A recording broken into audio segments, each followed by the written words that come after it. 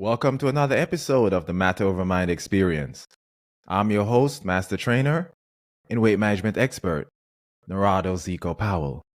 Now, I've started my shorts again, right? So remember the last short I just recorded and I had a full talk about little habits you can do to start your weight loss journey in 2024.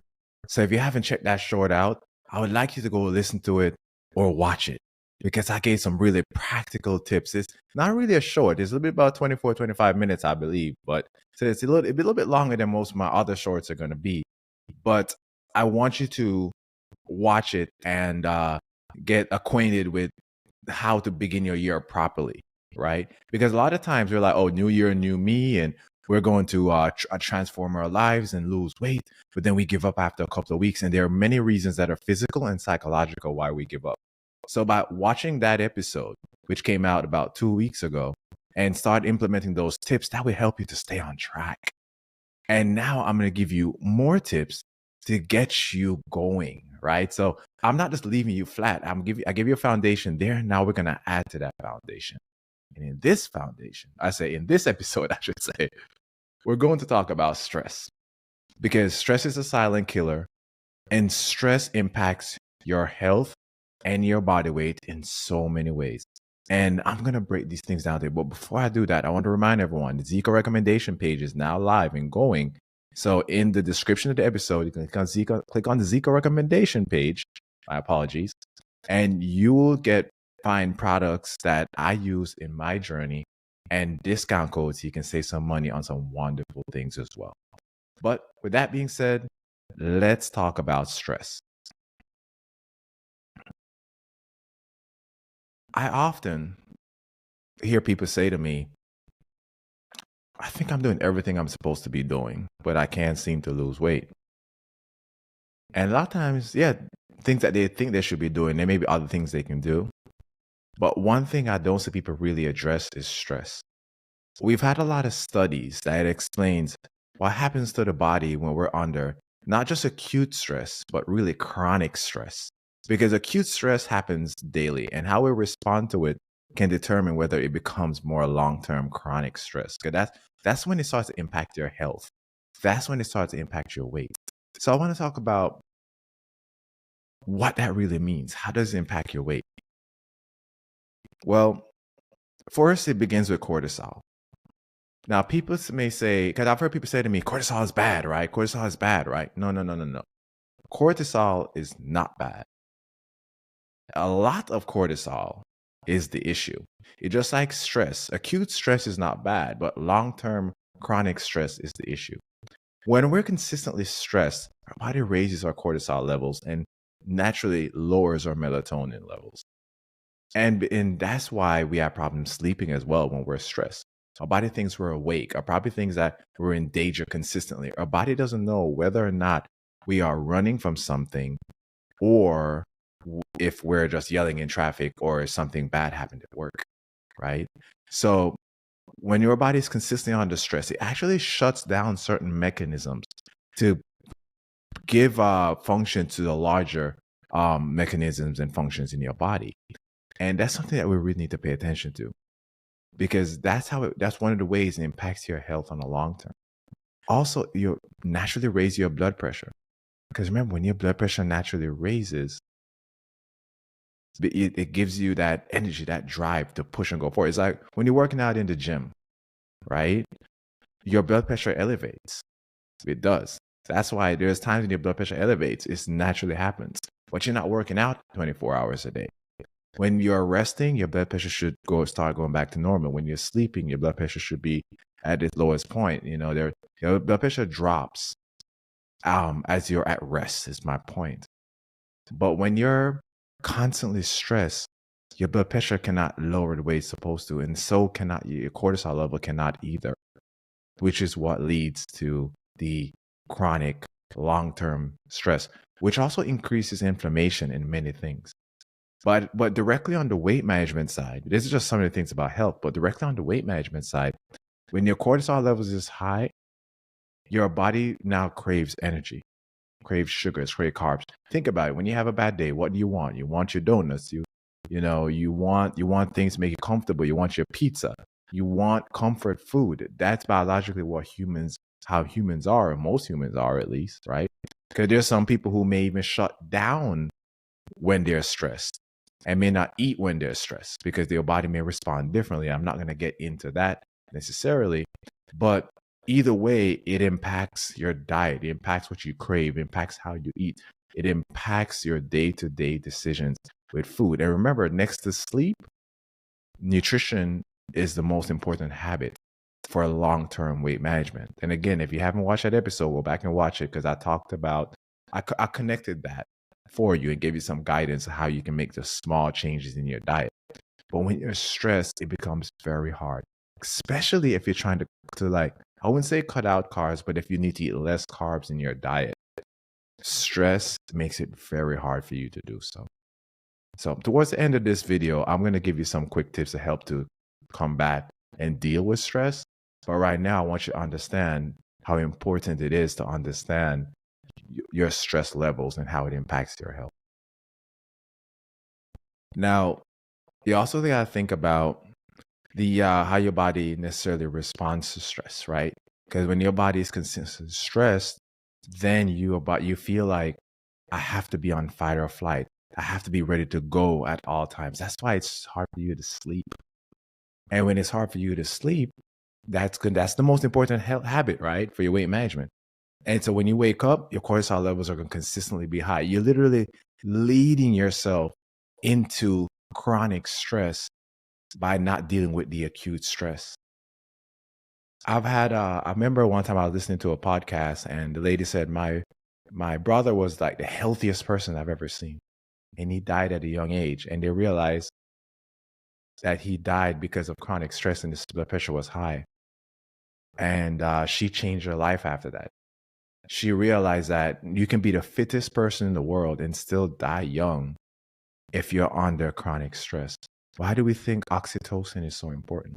Love and is so important. Like they're all connected. Spend time in nature, spend time with animals, prayer, these things that help you elevate you and elevate your consciousness and bring more oxytocin into your life to calm you down and make you feel secured. But again, chronic stress, you're not going to feel like you're secured. You're going to feel like you're constantly in a fight or flight mode. Now, I want to talk about some practical tips because I don't want to spend this entire time just talking about stress. I want to really give you some tips of some things you can do. First thing I want to say is sleep. Now, I have an entire article on how to get quality sleep. So I'm not going to go into every single habit, but I want you to understand that quality sleep is the most important habit when it comes to lowering stress, just like it's the most important habit for your health. But it's not just getting 8 hours of sleep. And I broke it down in that article, right? You can go to zekehealth.com, the article's there. But so it's not just about getting sleep, it's about getting quality sleep. There are times I sleep 6 hours and I feel great. But there are times I need 7.5 hours, right? So, but quality sleep is important. One small thing, even if you haven't read the article yet, one small thing you can do is change your alarm clock.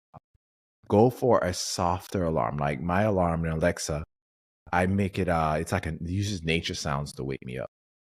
Now, I'm not going to lie to you. I do have another alarm behind it, about 10 minutes later, just in case I don't wake up. But that's very rare. I mean, I have nature sounds, and nature sounds just naturally wake me up. Right? And I feel better. I don't feel like I wasn't jarred out of my sleep, right? So that's one thing I'm going to tell you. But the entire article goes into the science behind it and some practical tips you can do. And then eventually I'll have a talk on sleep as well. The next thing is address the root cause. Now, kind of between 1 and 2 with that and sleep, but the idea is you have to address the root cause. Are there people in your lives that stress you out? Are there situations? If there is a situation that's stressing you out, why is it stressing you out? Is it how you're handling the situation, or is it just how you're thinking about the situation? Are you making assumptions, right, instead of talking to someone and having and communicating what your issue is? Are you praying about it? If that's your approach, right? How are you approaching it, right? Those things are important, very important. And if you don't address the root cause, it's anything. It's not even just stress, your overall life. if you don't address the root cause, it's going to continue to show up. You can put a band-aid on this situation all you want, but you have to address the root cause. The next thing is going to be tied into addressing the root cause. And by the way, if you need to get a psychologist, that can be an option as well. If you need a counselor, that's an option as well. Students, if anybody listening to me is a student, most schools have free counselors. So don't be afraid to go talk to a counselor. I mean, most of the time, it's confidential. It should be all the time, but I'm not going to speak for everybody, but I assume it's confidential unless it may be a damage, a threat to yourself and others. But it should be confidential. You can just talk, and a good counselor can listen and help you. Now let's talk about people around you. Like one of my buddies always says, he doesn't like to have any energy vampires around him. You want to have people who motivate you, people who make you better, people who help you. You want to grow together. And that's very important. If you have people around you who are constantly pulling you down, maybe you don't need to have them in your life. Or if you do have them in your life, a little bit less, right? It could even be a significant other. Now, if it gets into a husband or wife, I'm not trying to break up families here. I'm not trying to break up families here, but if it's a husband or a wife, that gets a little bit tougher, and you may have to address that in some way. I mean, counseling is an option sometimes, right? So there you go. But you have to know who are the people around you. One of the reasons why I love going to the gym, because we motivate each other. We're glad to see each other. We hug, we dab, we talk a little bit. Then I go work out and I don't talk to anybody, because I'm in my head. But those are the things to consider, right? Who are the people around you? Breathing is something I want to talk about. This is pretty interesting. Eventually, I'm going to release an actual episode of me talking about breathing, or maybe I do have an episode on breathing that I released in December with, can't think of the name right now, but we talked about breathing and the importance of breath work, right? So watch that episode. If you have watched that episode, you'll see it in the title, and we talk about breath work. But breath work is extremely important. And if we don't, the way we breathe sends signals to our body. Like if we're, or even if we're not breathing that fast, but we're like, like you're constantly breathing hard, right?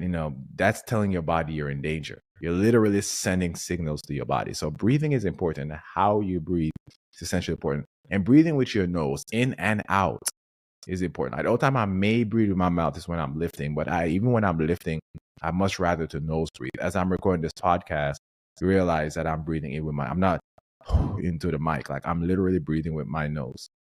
So those are things to consider, like how you breathe. And that's something you can easily make. You want to breathe with your diaphragm, and you can go on YouTube and look up diaphragmatic breathing, but you want to breathe with your diaphragm, not with your chest, with your diaphragm. And you want to breathe slowly. You want to even have counts sometimes. That's also helpful with how you eat, right? So breathing is essentially important for dealing with day-to-day stress. Because, even like somebody cuts you off in traffic and you want to give them a piece of your mind, hey, it's happened to the best of us. It's happened to me a lot of times, right? I'm not always this nice, cool Zico you see here. But so if you breathe, that can help to calm you down, put you in a different space. Now, it's not a magic pill, because sometimes you get upset and you just go off and you try to breathe, but your mind is still in that space. And that's where counseling and having the right people around you and sleep and all those other things play a role, because it all comes together. The next thing I want to talk about is actually how you eat, eating balanced meals, because if weight loss in itself can be a stressor, but if we're strictly dieting, that's, especially if you already have a stressful life, that's another stressor. You want to put it together. You want to have balanced meals, and I talked about that, so I'm not going to get too far into it on this video, but I gave a better description on my video from 2 weeks ago, and I talk about things in 2024. But you want to eat balanced meals. Don't worry about stressing. And if you, quote unquote, fall off the wagon, and I talked about all or nothing mentality, go right back on it. Fall off the horse, get back on the horse, and keep riding. Don't use it as an excuse to say, okay, I'm going to give up. But that's why when you're balanced with your diet, that helps you as well, because you're not as focused. The all or nothing mentality is either I'm bad or I'm good. And when you're bad, you beat up on yourself. When you're good, you feel like I got to grit my teeth and keep going. Nobody wants to live like that. I'm in the best shape of my life at the age of 40. By the time this comes out, 41. And I don't live like that. I used to when I didn't know what I was doing. But now that your boy is an expert, I don't do that anymore. So we have to consider those. And the last thing I really want to talk about is exercise. Exercise in itself can be a stressor. I talk a lot about zone 2 exercises. That's a good way to calm yourself down.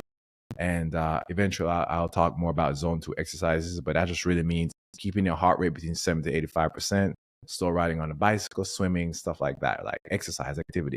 Sometimes going for a walk and talking to a loved one or somebody you care for, or sometimes watching something on TV or on your phone that makes you laugh, but walking, moving, exercising, weightlifting is a great stressor. But the issue that I see a lot of weightlifters fall into is weightlifting is how I release my stress.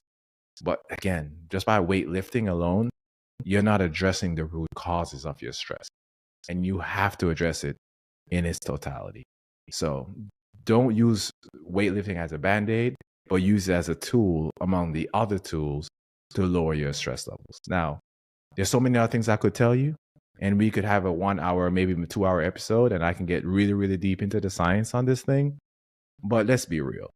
I just want to give you some practical tips so you can make decisions to make yourself better and be more optimal in your life, right? So that's it. My name is Narado Zico Powell. Thank you for listening. Thank you for watching, everybody. I'm out for the day, fam.